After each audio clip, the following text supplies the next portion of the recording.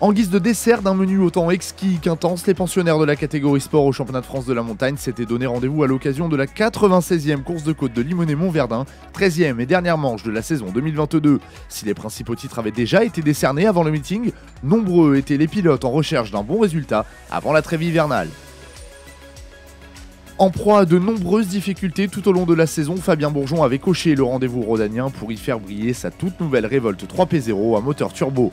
Dominateur aux essais, le pilote constructeur n'aura jamais lâché les commandes en course pour s'offrir le deuxième succès de sa carrière après celui obtenu à Bagnols-Sabran en 2020. Sur ses terres et devant les siens, Bourgeon signe une victoire venant récompenser tous les efforts fournis par son équipe et par lui-même depuis de très nombreux mois.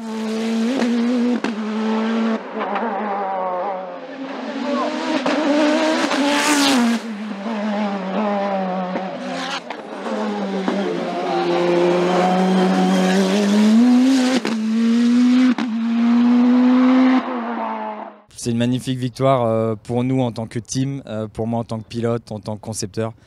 On a vécu une année, je pense que personne ne peut s'imaginer la dure année qu'on a vécue avec toutes ces galères de développement et tout cet effort acharné et finir sur cette magnifique note et cette victoire à Limonest, c'est incroyable.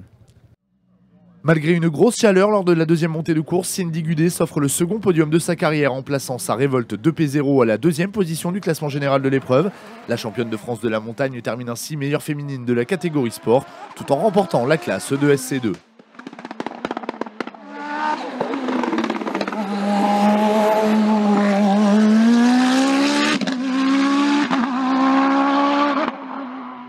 Pour la première fois depuis plusieurs saisons, une monoplace monte sur le podium scratch d'une manche de championnat. Marc Pernaut termine 3e de l'épreuve et remporte le groupe DE sur sa Tatuus Formula Master.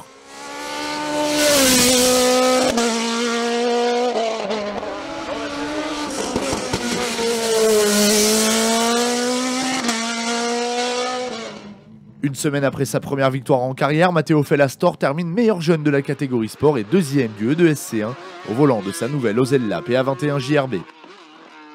Le meilleur jeune de cette catégorie sport ce soir, Matteo Fellastor.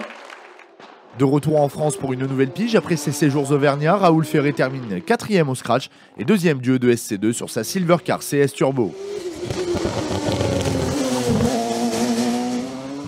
Dans cette classe, Fabien Frantz termine à la 3e position au volant de son Osella PA2000.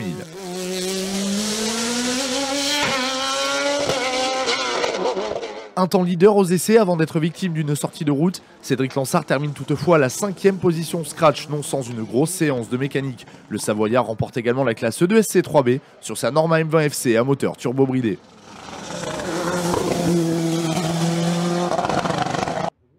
Lui aussi s'est fait une chaleur aux essais, Maxime Kotler réussit toutefois à terminer 6e au général au volant de sa Norma M20 FC CN+. Il remporte par la même occasion le groupe CN. Au cœur de ce groupe réservé au sport prototype, Étienne Pernaut a une nouvelle fois fait la loi dans la classe CN2. Il s'impose au volant de sa Norma M20 FC 2 litres, termine 2e du CN et 8e au scratch.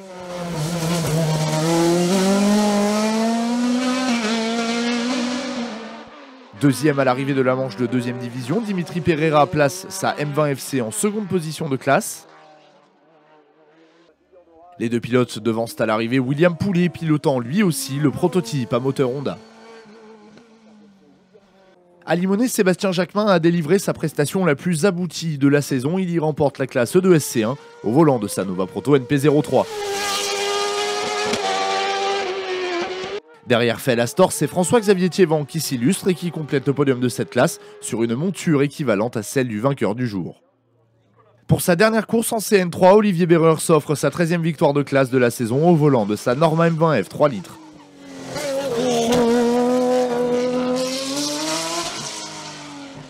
Le pilote doubien devance à l'arrivée Nicolas Poulet, pilotant quant à lui une Osella PA20S à moteur BMW. La bagarre en CM a accouché d'un épilogue sensationnel. Maxime Doja y impose son tracking RC01B.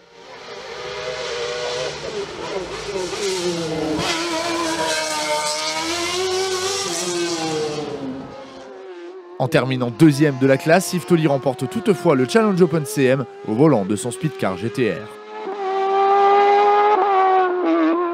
Loïc Hébinger s'est également illustré sur les pentes du Mont Verdun. Il prend à l'arrivée la 3e place de la classe. Nouvelle performance de haut vol pour Didier Brun, le pilote de la Dallara F302 remporte la classe DE 5S, prend la deuxième place du groupe DE et termine 7ème du classement général.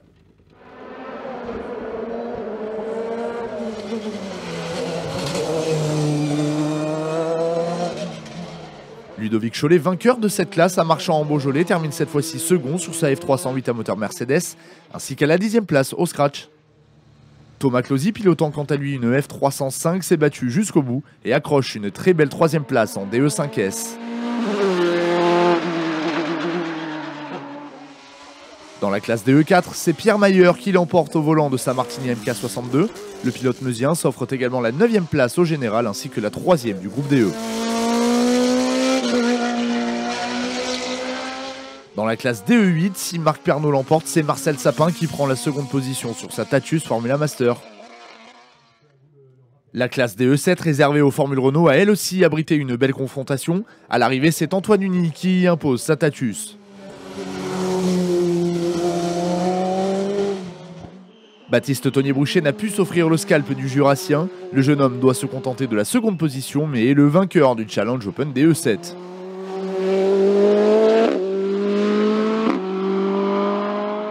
Didier Chaumont s'offre quant à lui un nouveau podium de classe, le viticulteur termine 3ème du DE7.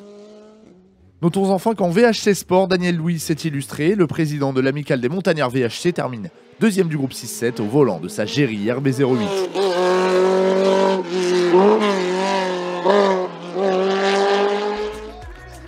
Merci d'avoir suivi le championnat de France de la montagne sport tout au long de la saison 2022. Nous vous donnons rendez-vous au printemps 2023 pour de nouvelles aventures. Pendant l'intersaison, vous pourrez suivre toute l'actualité de votre discipline favorite sur notre site www.ffsamontagne.org ainsi que sur nos réseaux sociaux. A très bientôt et d'ici là, portez-vous bien.